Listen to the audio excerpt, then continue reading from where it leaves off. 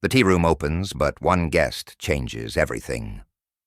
Lady Dolly Bantry stood at the center of the new tea room. She checked every table, silver polished, cups lined, menus stacked. Colonel Bantry watched near the door.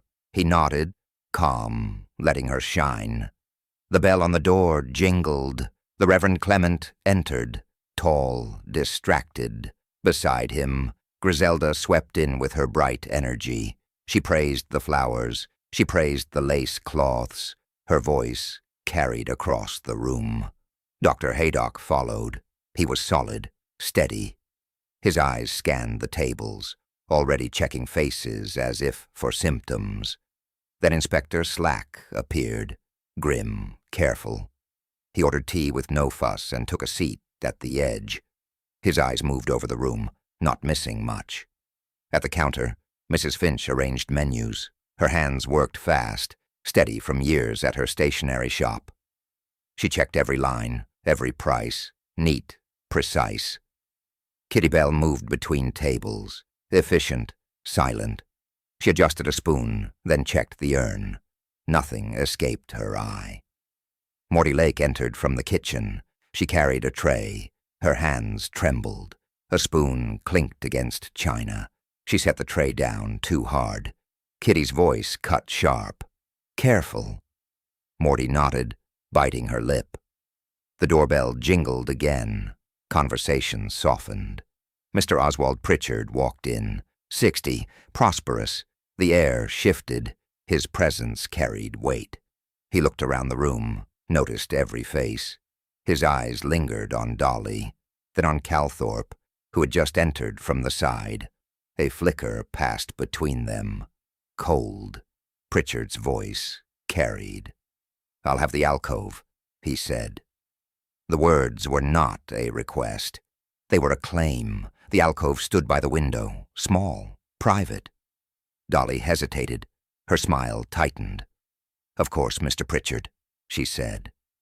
Calthorpe's lips pressed thin. She looked away, but her jaw clenched. Slack shifted in his chair, noticing. Marple, quiet near the window, lifted her knitting. Her eyes stayed on Pritchard.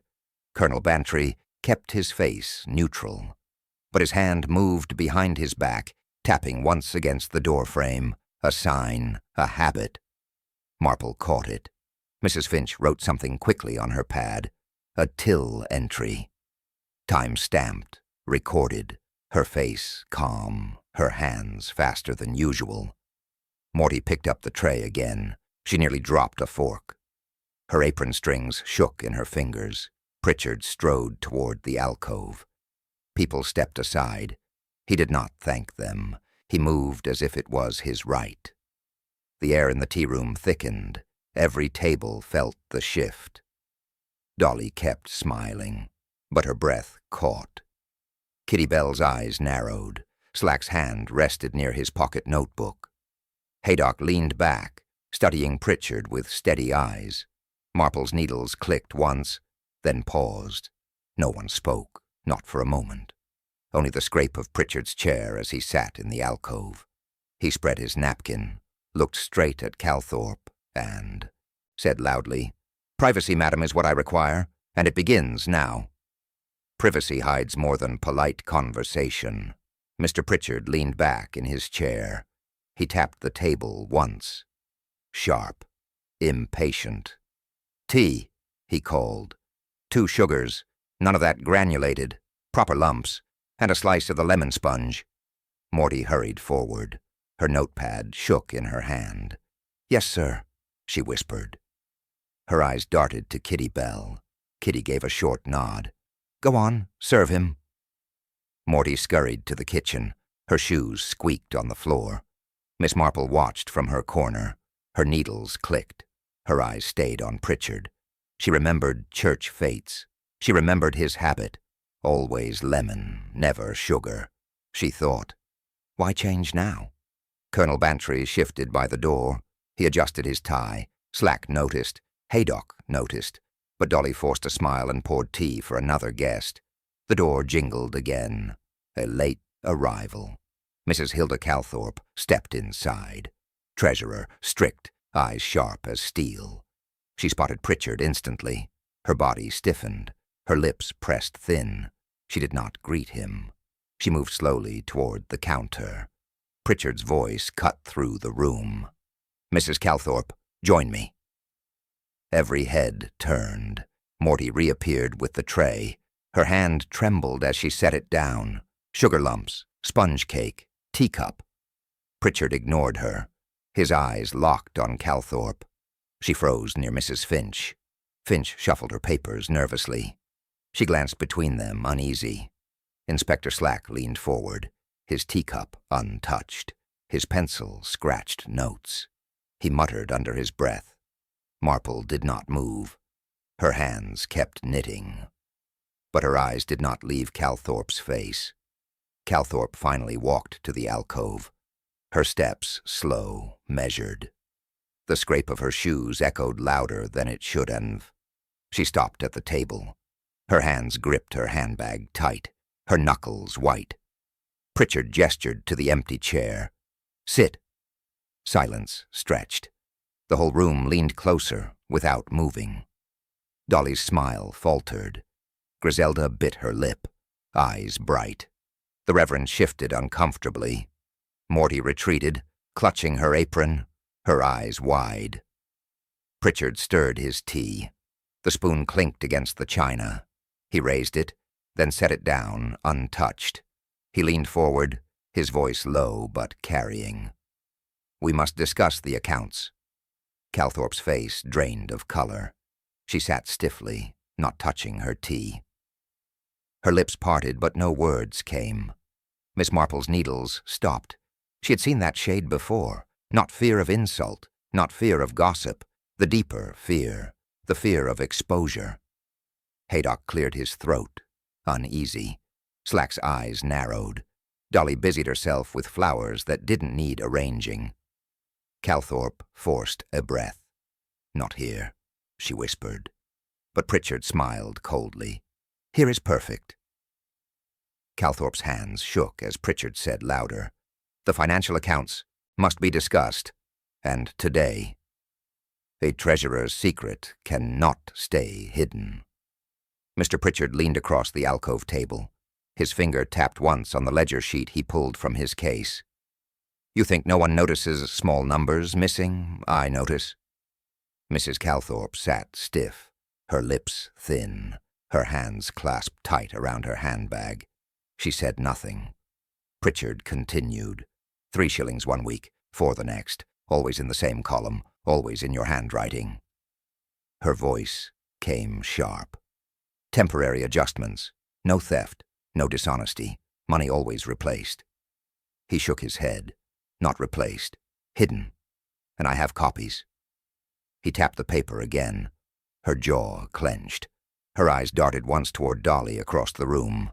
Dolly was bent over the urn. Steam hissed.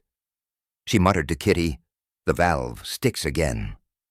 Neither woman noticed the alcove. Miss Marple did.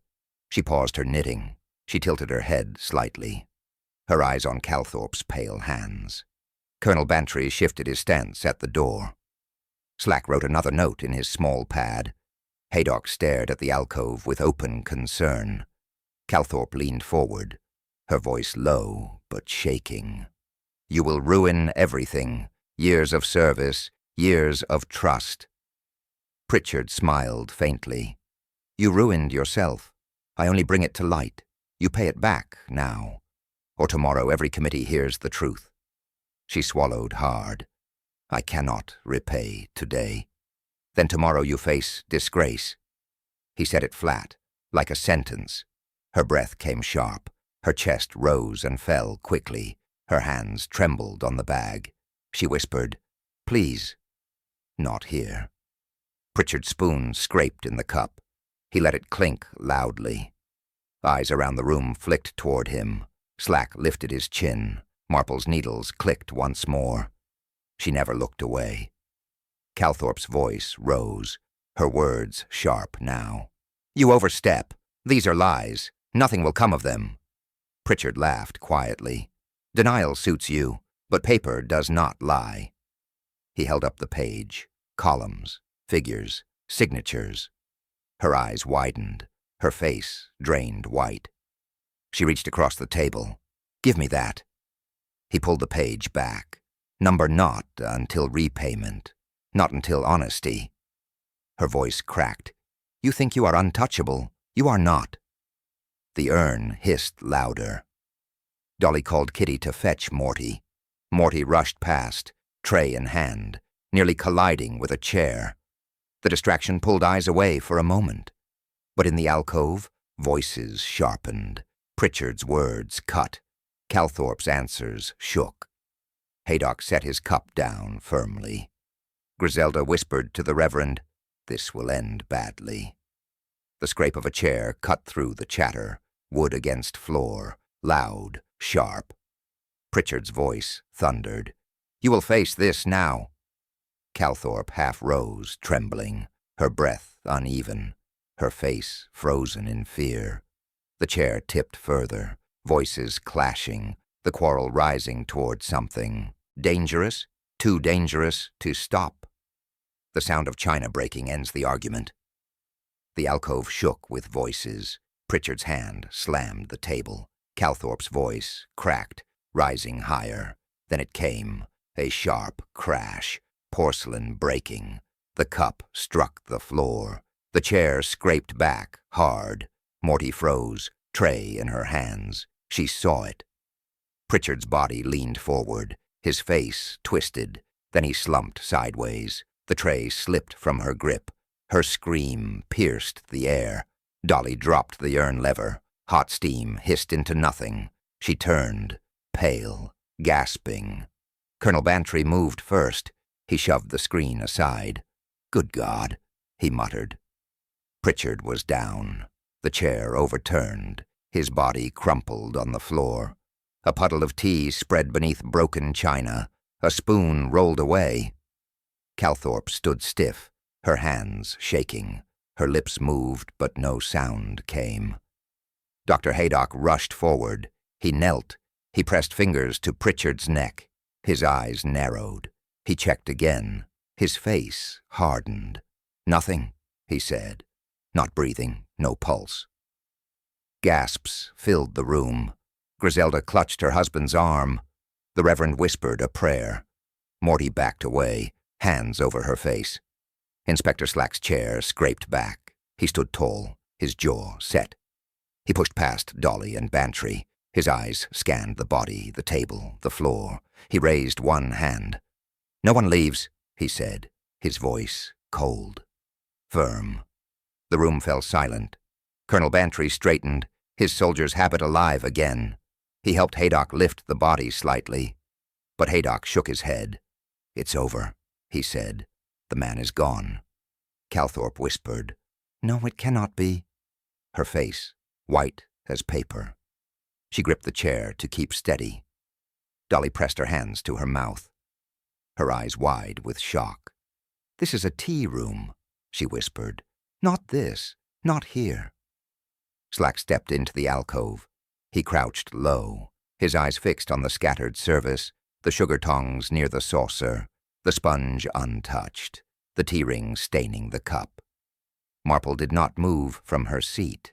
Her needles rested in her lap. Her eyes were calm, but her face thoughtful. She had seen details others missed. Slack rose. He scanned the faces. Panic, fear, shock.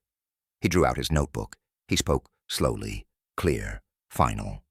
"This is no accident," he said, his eyes cold, his voice unshaken. Slack turned to the room and declared, "This is murder." When everyone is guilty, no one is safe. Inspector Slack stood firm, notebook in hand, eyes sweeping the room. "Mrs. Bantry," he said, "step forward, please." Dolly froze. Her hands clutched her skirt, her face pale. "Yes, Inspector. You had words with Mr. Pritchard." His tone cut sharp. "Witnesses saw you, heated, around 3 o'clock. Gasps circled the room. Dolly shook her head quickly. "Not words, not quarrel, just business." Slack's pencil scratched. "Explain."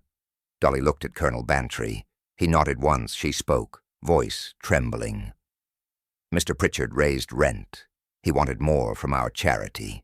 I told him it was unfair, that was all. Slack narrowed his eyes. So you admit there was disagreement? Yes, but not more than that. He left me and went straight to the alcove. Griselda whispered to the Reverend. Why would she lie about it? The Reverend hushed her. Dr. Haydock folded his arms. Dolly is no murderer. Slack shot him a glance. Medicine is your field, Doctor. Leave murder to me. Dolly's voice broke. I never touched him. I was with the urn. Ask Kitty. Ask Morty. Kitty nodded stiffly. She was busy with steam. The urn nearly burst. She had no time for quarrels. Slack wrote again. Busy with urn, fine. But motive stands. Money, rent, pressure. Colonel Bantry stepped forward. Enough. My wife's name will not be dragged. Slack raised a hand. No one is above suspicion. The room grew tense. Eyes turned on Dolly. She held back tears, her face red now, not pale. Miss Marple sat silent, her needles in her lap. She leaned slightly, studying the alcove, her eyes on the cup. She rose slowly, her steps careful. She reached the table. She bent close. She peered into the cup. A faint ring circled inside, brown, distinct. Marple frowned softly. She touched the saucer edge with one finger. Then she looked at the spoon. Clean, unused. Her voice was gentle. Curious. Slack turned. What is curious, Miss Marple? She glanced at him, then back at the cup. Tea leaves its mark when it sits. This cup has sat, not fresh, not recent. Haydock leaned closer. You mean it was poured earlier? Yes, she said quietly. Earlier. Long before Morty carried the tray.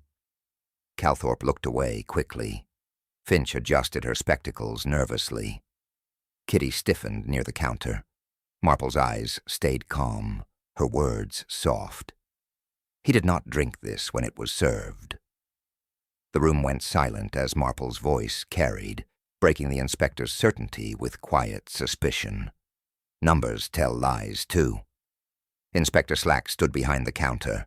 The till drawer slid open. Metal clinked. He pulled the paper roll free. Let's see who sold him tea, he muttered. He unrolled the strip. Figures marked in neat rows. One at 334, initials KB. One at 412, initials MF. Slack frowned. 2 charges. Same order. Same customer. Explain. Kitty Bell stiffened. She wiped her hands on her apron. I entered it. He asked for tea, sponge, sugar lumps. I recorded it myself. Slack tapped the first line. 334. That was you. Yes. Her voice quick, her eyes sharp. Mrs. Finch stepped forward. Her ledger clutched tight. That is wrong. He was served later. I corrected it. Slack raised his brow. Corrected? Yes, Finch said firmly. The time was wrong, so I entered again. Slack looked at her hard. 412, after his death. Gasps spread. Griselda pressed her hand to her mouth. The Reverend whispered something under his breath. Kitty shot Finch a glare. You corrected my work without telling me? I was cashier, Finch snapped. Your duty was service, not accounts. You made the mistake. I repaired it. Their voices rose. Tension cracked the air. Morty trembled near the wall. She twisted her apron strings, her eyes wide, darting between them. Slack's pencil scratched the page. Both of you look guilty. One entered wrong, the other covered. Which of you lied? Dolly tried to step in. Inspector, they are decent women, surely. Slack cut her short. Decent or not, this roll shows fraud. 2 times, 2 hands, same order. Haydock leaned closer to Marple. Confusion or deliberate trick? Marple's eyes stayed on the paper. Her lips pursed. Her knitting lay folded in her lap. She studied the faint ink marks. The roll showed pressure twice. One pressed deep, one faint, as if hesitant. Kitty crossed her arms. I served him at 3:30. He took the alcove at once. Finch snapped back. Number I saw no entry till later. I fixed it at 4:12. Slack turned to Morty. You. Which woman entered it? Morty shrank. I don't know. I carried trays. I didn't watch the till. Slack cursed under his breath. He folded the strip. 2 women stood tense, both flushed, both defensive. Marple's eyes narrowed slightly. She lifted her head, her voice calm, measured. Why? She asked softly. Rearing an order after the man is dead? The room froze at her words, the question falling heavier than any accusation. Every door should have sung, but it stayed silent. Miss Marple rose quietly, her hands steady, her eyes on the swing door. She pushed it open with one finger. A sharp chime rang, clear, bright. The room turned, all eyes on her. She let the door close, then opened it again. The bell chimed once more, louder now in the silence. She spoke gently. This sound should have been heard earlier, yet no one remembers it. Slack frowned. You mean when Pritchard entered?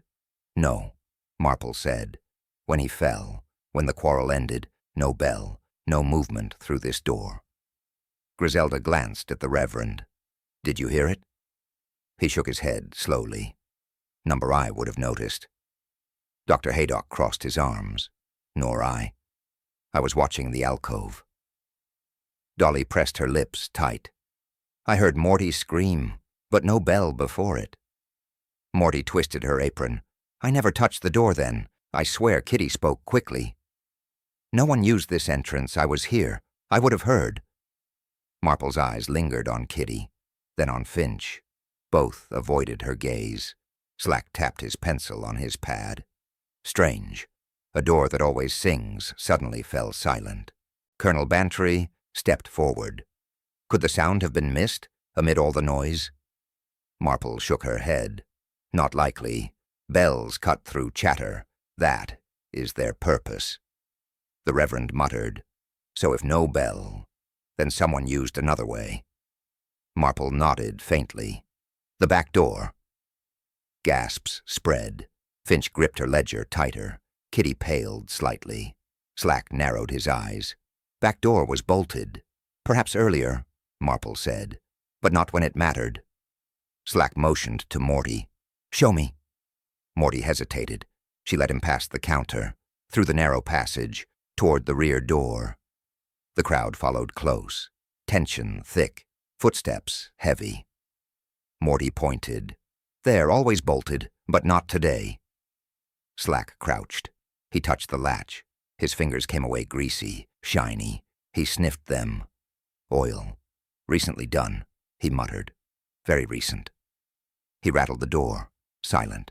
No creak, no groan, no bell. The Reverend whispered, It was made ready. Haydock nodded grimly, prepared to pass unnoticed. Dolly pressed a hand to her mouth. Someone planned this, in my tea room. Marple's voice carried softly. Silence where sound should be is never chance, it is intent. Slack straightened, his eyes sharp, his jaw tight. He looked at the others and declared, The latch was oiled. Someone wanted this door silent. Truth drips where it should not. Inspector Slack carried the lantern. The narrow steps led down. The air grew damp. Coal smell lingered. Colonel Bantry went behind him. Haydock followed close. Morty trailed, nervous, wringing her hands. Dolly stayed at the top, shivering. Miss Marple descended slowly, her eyes steady, her steps careful. Slack held the lantern low. Light swept the steps. Marks appeared, dark, uneven. Haydock bent down. He touched the surface. His finger came up brown. Tea, he said. Bantry frowned. Tea. Here? Slack lowered the light further. The trail continued. Drops across 3 steps. 1 blotch larger, smeared. Morty gasped. I never came down with tea. Never. Kitty's voice from above was sharp. Then who did? No answer.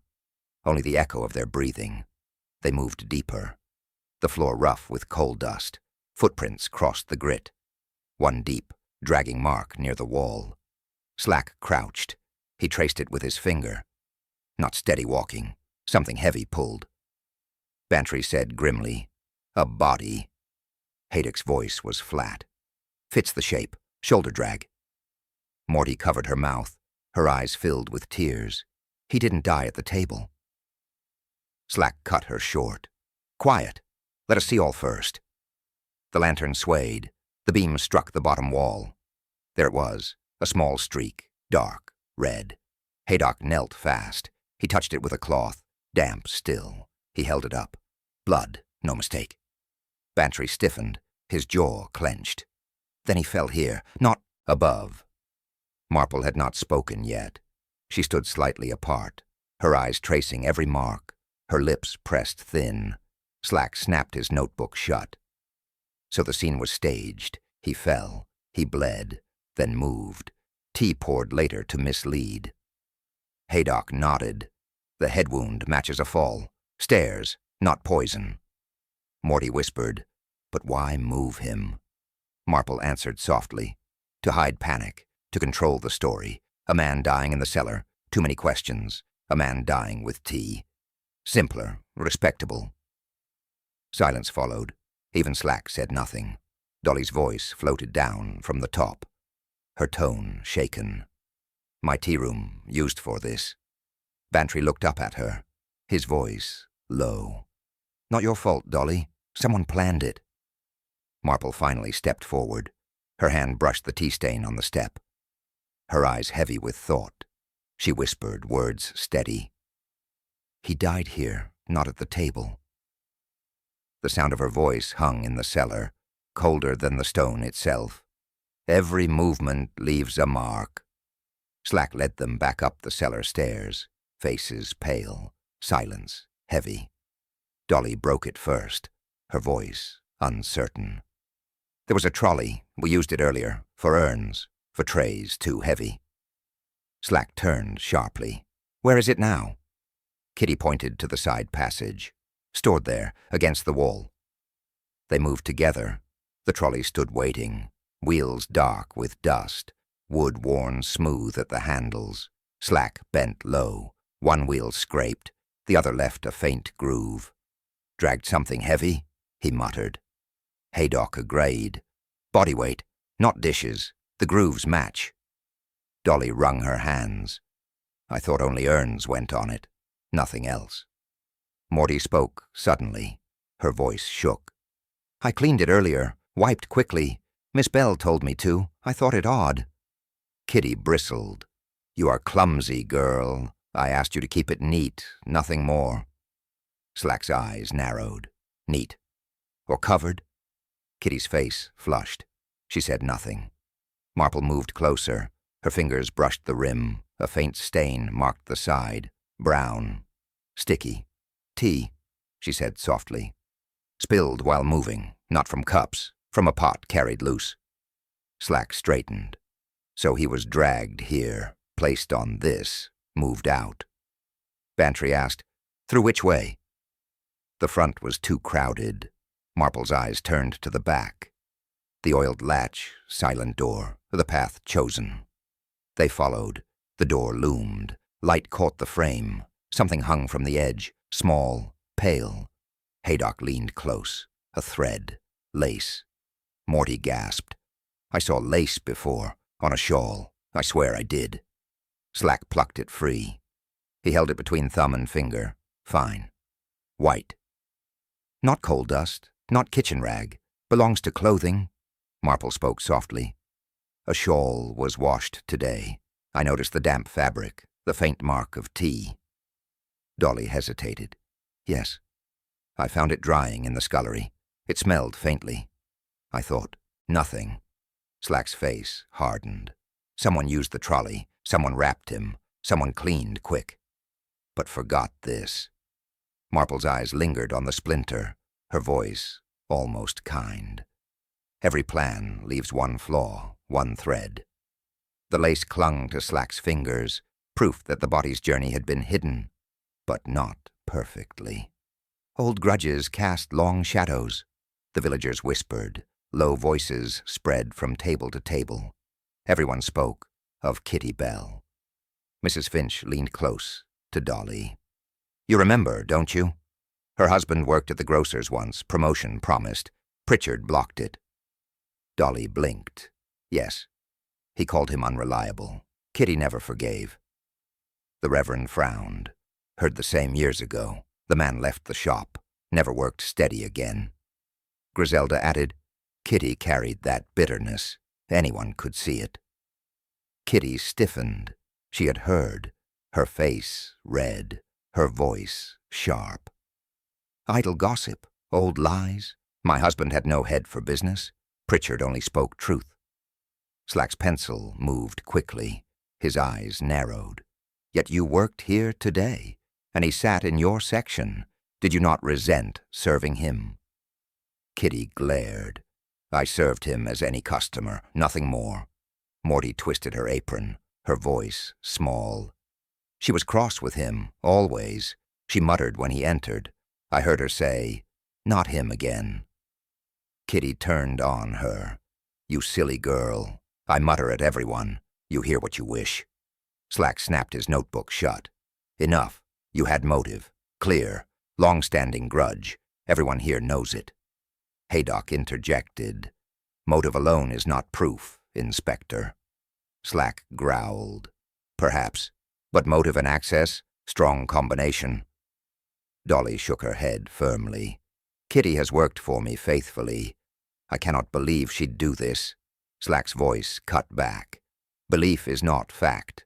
We look at facts. Her past, with the victim, her presence near the trolley, her hand on the urn." Kitty's chest rose and fell sharply. "I touched nothing but trays. I cleaned what was asked, no more." Finch folded her arms, yet she told Morty to clean the trolley. Odd. Was it not? Almost too quick. The room grew tense. Eyes turned again to Kitty.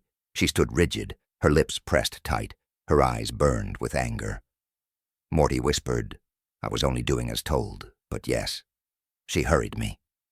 Slack smiled thinly. "There we have it. Old grudge, hidden temper, sudden chance. She saw her moment." Silence settled heavy. Dolly wrung her hands. The Reverend muttered another prayer. Griselda whispered, "It is dreadful." But Marple sat calm. Her knitting rested, her eyes on Kitty, then on Slack, her voice soft, almost kind. "Motives multiply," she said. "They always do, but evidence must decide, not anger, not memory." The room fell silent as her words lingered, a warning that suspicion was not yet proof. Silver remembers what hands forget. Inspector Slack opened Calthorpe's handbag. His hand reached inside. He drew something out. The room stiffened. Metal gleamed in the lantern light. Sugar tongs. Slack held them high. "Explain these," he said coldly. Calthorpe's face drained white. Her breath caught. She stammered, I forgot I had them." I cleared the table. They slipped in by mistake. Slack turned them over, the edges dull, the tips marked. He rubbed them with his thumb. Dark streaks smeared his skin. "Grease," he muttered. "Not sugar dust, coal grease." Haydock bent forward, his eyes sharp. "Coal dust, too. Mixed, no mistake." Colonel Bantry frowned. "How do sugar tongs touch coal?" Calthorpe's lips pressed tight. She clutched her bag, her voice sharp but shaking. "They were dropped, picked up wrong, that is all." Slack sneered. "You expect us to believe that?" Griselda whispered to Dolly. "She looks cornered, terribly cornered." Dolly's hand trembled, her voice low. She was treasurer. Trust was hers. Marple leaned forward slightly, her gaze steady on Calthorpe, her voice quiet.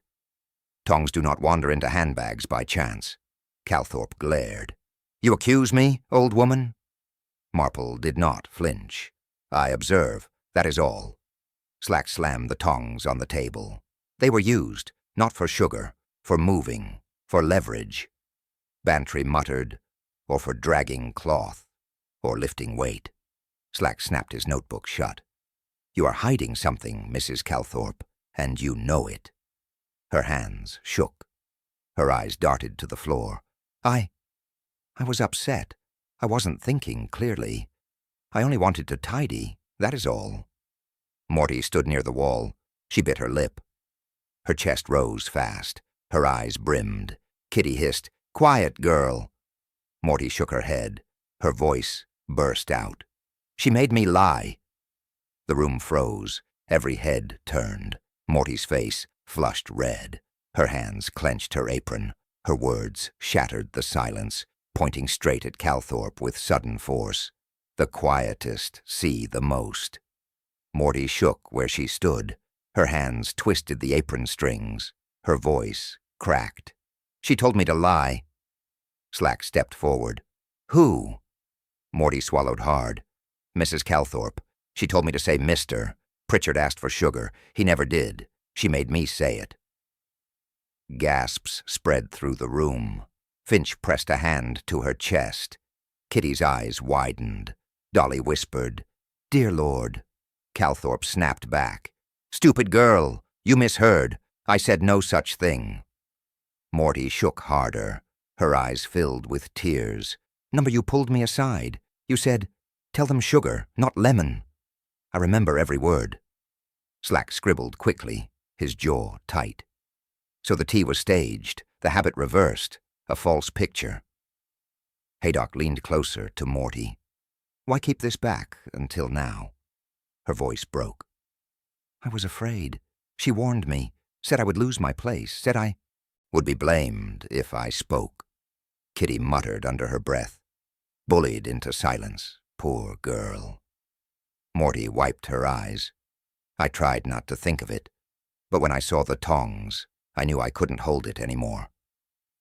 Slack nodded grimly. "You did right to speak.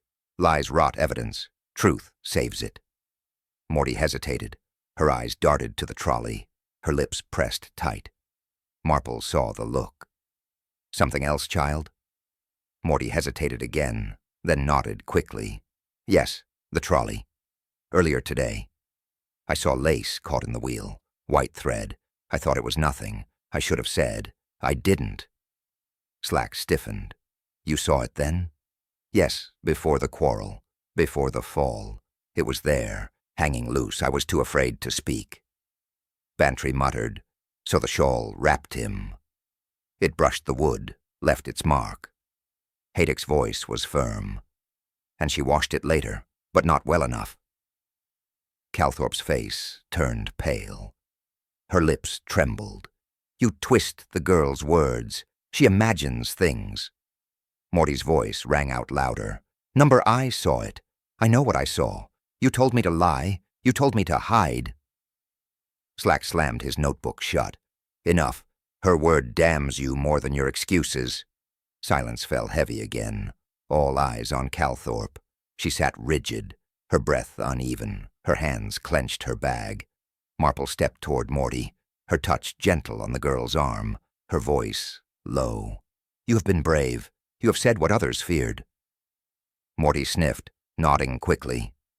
Her shoulders eased slightly. Marple looked back at the room, her eyes calm, her words soft.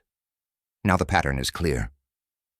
Her quiet voice fell like a verdict, and every face turned to Calthorpe in dread. When lies crack, truth seeps out. Inspector Slack stood firm. The tongs lay on the table, the lace thread in his hand, his voice sharp. "Mrs. Calthorpe, the evidence stacks against you." Calthorpe shook her head, her face pale, her lips tight. "I did nothing. I am innocent." Slack pointed at the trolley. "Tea stains, grease marks, dragged weight, all led here." He lifted the thread. "Lace caught in the wood, the same as your shawl." She gasped. "You cannot prove it was mine." Morty whispered, "I saw it." "I told you." Calthorpe glared at her. "Child's fancy, nothing more." Slack ignored her. He leaned closer. "You staged the tea. You set the sugar. You hid the truth." Her hands trembled. She clutched her bag. Her voice broke. I tidied only, nothing else. Marple spoke softly. Tidying does not smear coal dust. Tidying does not spill tea on stairs. Calthorpe's eyes flickered. Her shoulders sagged. But still she shook her head. You all twist this. Colonel Bantry's voice was low. You quarreled. We heard enough to know. She looked down at the floor, her throat tight. No quarrel. Just words. Only words. Slack pressed harder. You dragged him. You used the trolley. Admit it. Her face flushed red, her breath fast. Still she denied. I never touched him. Never. Dr. Haydock cleared his throat, his tone steady. I examined him. Poison is not the cause. The wound is clear. Head injury. A fall. Hard. Sharp silence spread. Every face turned to Calthorpe. She gripped the chair to steady herself, her knees weak. Haydock continued. Back of the skull. Matches the cellar step. He struck hard. That was the end. Dolly gasped softly. So the tea meant nothing? Marple answered gently. It meant deception, a cover, not cause of death. Slack stepped closer to Calthorpe. Head wound. Blood. Coal stains. Lace thread. All led to you. Her lips parted. No sound at first. Her eyes darted to the door. No escape. Griselda whispered to the Reverend, She cannot hold much longer. He nodded gravely. Her face tells it already. Calthorpe's voice cracked at last. Her hands shook. Her eyes brimmed. He pressed me too far. Slack leaned in. Say it clearly. She cried out suddenly, loud, desperate. He was going to ruin me. Her words echoed through the room, shattering her denial and sealing her guilt. An accident, but staged as murder. Miss Marple stood calm, her eyes steady, her hands folded, her voice quiet. It began on the stairs. All eyes turned. Even Slack waited. Marple continued. Mr. Pritchard pressed her about the accounts. He cornered her. The words grew harsh. She tried to push past. He stumbled. Calthorpe's hands trembled. Her lips parted. Marple spoke on. He struck the step, back of the head. The wound was fatal. He bled. She panicked. She thought her ruin certain. Haydock nodded grimly. The wound explains the blood below. The stains cannot lie. Marple's eyes softened. She dragged him. The trolley carried him. The shawl wrapped him. She pulled him through the back, into the alcove. She placed tea before him. A false scene. Slack tapped his notebook. The cup, the sugar, the sponge untouched, all pretense. Marple agreed. She thought it would pass as sudden collapse, natural perhaps, or poison, anything but what it was. Griselda whispered, Why such effort? Marple answered softly, Panic, fear of disgrace, a treasurer accused, funds questioned, her name ruined. She chose deception over truth. Dolly's eyes filled. My tea room, twisted for this. Colonel Bantry's jaw tightened. You never deserved such, Dolly. Marple turned to the counter. The till entries were the final trick, one early, one late, to prove time, to place him alive after the fall. But the second entry betrayed the plan. Slack held the roll up. 4:12, after he was already gone. Calthorpe's shoulders sagged, her face drawn, her voice low. I never meant it, not murder. He fell, he struck. I saw blood. I thought, if they knew, I would be destroyed. Haydock's voice was steady. You chose concealment. That choice damned you. The Reverend murmured, Sin grows from fear. Calthorpe pressed her hands to her face. Tears streaked her cheeks. Her words cracked. I could not think. My mind ran wild. I only wished to protect myself, to hold my place, to keep respect. Morty whispered, You made me lie. You made me hide the truth. Calthorpe lowered her hands, her eyes wet, her voice broken. I was desperate. I told you to say sugar. I thought it small, small compared to ruin. Slack stepped forward.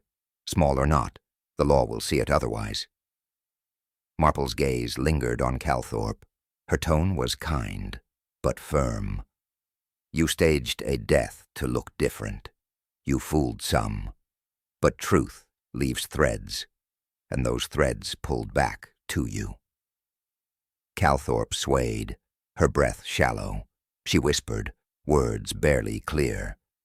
He was already dying before the cup touched him. Her broken voice carried through the room, sealing the truth she tried hardest to hide. Tea is poured, but trust is broken. The room stayed hushed. Only the scrape of Slack's notebook broke the silence. Dolly sat in her chair. Her hands covered her face. Her shoulders shook. Tears slipped through her fingers. This was meant for kindness, she whispered. A place for comfort, not this. Colonel Bantry stood near her. His hand rested on her shoulder. Not your fault, Dolly. You opened your heart. Others twisted it. Griselda held Morty close. The girl shook, her breath shallow, but her eyes lifted. I told the truth, she said softly. Her lips trembled. I never wanted to, but I told it. The Reverend nodded. You did right, child. The truth is heavy, but it frees. Morty leaned into Griselda. She shut her eyes tight, her whisper faint. I'll never forget the sound. The chair. The fall Dr. Haydock crossed his arms. Shock may fade, but scars will stay. She must rest. She must be watched. Slack closed his book, his voice sharp. Law will deal with Calthorpe. Motive or no motive, deceit is deceit. Dolly lifted her head, her eyes red. But her reason? It was fear, was it not? Marple answered, her voice gentle. Fear, yes, and pride. Reputation pressed her. She thought disgrace worse than truth. Bantry muttered, reputation? A heavy chain. Marple nodded slowly. In villages, reputation is coin. To lose it is to lose everything. She chose wrongly. Yet the fear was real. Dolly sighed deeply. She was trusted, a treasurer. How will the Institute recover? Marple's eyes softened. Trust bends, but it does not break forever. New hands will rise, but scars remain. The Reverend folded his hands. Sin confessed is better than sin denied. She spoke at last. That is mercy. Griselda looked toward Morty. She was brave, braver than many of us. Morty opened her eyes again. She whispered, I wish I'd spoken sooner. Marple leaned closer to her. You spoke when you could. That is enough. Truth has its own time. Haydock nodded. And truth saved more harm today. Slack cleared his throat. Truth will stand in court. Let the magistrate weigh it. Dolly wiped her eyes. She looked at Marple. Would you have done as she did? Hid what she feared? Marple paused, her eyes far away, her voice soft. We all fear shame, but lies never heal. They grow, they crush, and always they are found. The tea room sat in silence, cups cold, chairs scattered, every face marked with sorrow. Marple's gaze swept the room, her words gentle, her eyes clear. In villages, secrets never stay hidden long. Her quiet truth lingered in the air, heavier than any bell or broken cup.